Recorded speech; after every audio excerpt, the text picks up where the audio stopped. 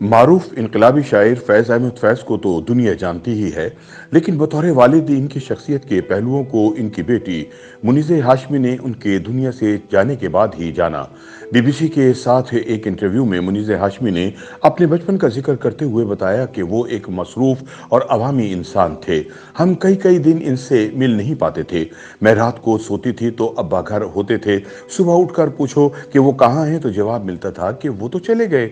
हम पूछते कि अरे भाई कहाँ चले गए, तो पता चलता कि वो तो इतने रोज के लिए फला मुल्क को चले गए हैं। मुनीज़े कहती हैं कि बतौर बेटी मुझे वालिद से बेहद शिकायत है कि उन्होंने हमें वक्त ही नहीं दिया। हम सब जिंदगी भर यही सोचते रहते कि अभी इनके साथ वक्त गुजारने के लिए बहुत वक्त बाकी है, लेकिन हकीकत यह है कि इंसान के पास वक्त नहीं होता और ना ही वक्त किसी का इंतजार करता है। मुनीज़े हाशमी के मुताबिक फैज साहब की एक आदत ने बाप और बेटी के रिश्ते में कभी दूरी इसलिए नहीं आने दी कि वो बैरून मुल्क से बाकायदगी से हमें खत लिखा करते थे। जिंदगी का हर सबक वो हमें इन खतूत के जरिए दे गए। दुनिया के हर कोने से इनके खत हमें मौसूल हुआ करते थे। उन्होंने जिंदगी के हर मौके पर मुझे खत लिखा जिसमें लाजमी कोई ना कोई सबक जरूर होता था। मुनीज़े ने बताया कि मुझे वालिद के साथ सफ़र करने का मौका ज़्यादा तो नहीं मिला, लेकिन एक दफ़ा कराची इनके साथ गई तो मैं खासी डरी हुई थी क्योंकि मुझे जहाज़ में बैठने से डर लगता था। इसके अलावा मैं कभी लाहौर के अलहमरा हाल भी इनके साथ चली जाया करती थी, लेकिन वहाँ जाकर मैं खेला करती थी। मुनीज़े बताती हैं कि मुझे Indian film star Dilip Kumar बेहद पसंद थे।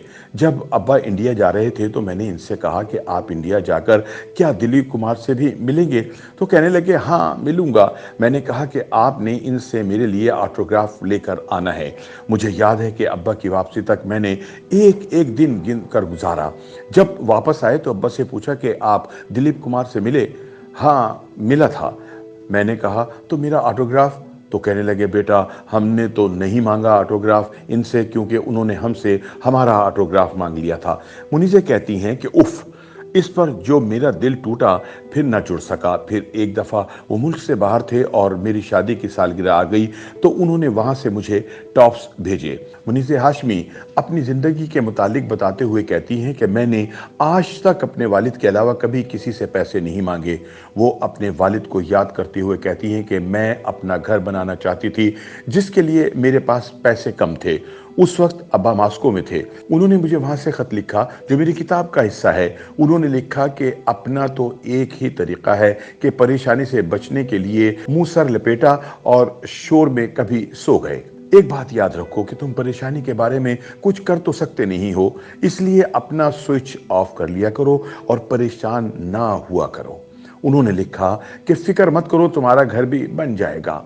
इसके बाद उन्होंने मेरा घर बनाने के लिए अपना हिस्सा भी डाला। मुनीज़े हाशमी अपने वालिद फैज़ अहमद फैज़ की कामयाबी में अपनी वालिदा के किरदार को भी सराहती हैं। वो कहती हैं कि फैज़ अहमद फैज़ की कामयाबी के पीछे सबसे बड़ा हाथ मेरी वालिदा का था, क्योंकि वालिदा ने हर लम्हा उनका साथ दिया और उनके पीछे से भी तमाम तर मामलात और बेटियों को वालिदा ने ही पाला।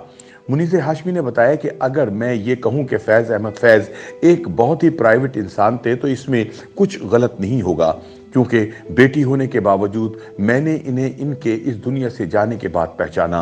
वो अपनी किताब के मुतालिक बात करते हुए बताती हैं कि इसीलिए मैंने इनके और अपने रिश्ते तमाम तर वाक़यात, खुतूत और लम्हात को एक किताब की शक्ल देने की कोशिश की ताकि जो ख़जाना मेरे पास था उसको मैं दुनिया से शेयर कर दूँ, क्योंकि फैज़ तो लोगों के थे, लिहाजा लोगों का उन पर हक बनता है। YouTube पर गूगली न्यूज देखने के लिए youtube.com की सर्च बार में गूगली न्यूज टीवी टाइप करें। गूगली न्यूज के पेज पर सुर्ख रंग के सब्सक्रिप्शन वाले बटन पर क्लिक करना ना भूलिए। YouTube पेज पर अपलोड होने वाली वीडियो से बाखबर रहने के लिए बेल आइकन पर क्लिक कीजिए। आपको हर नई वीडियो के बारे में नोटिफिकेशन मौसूल हो जाएगा।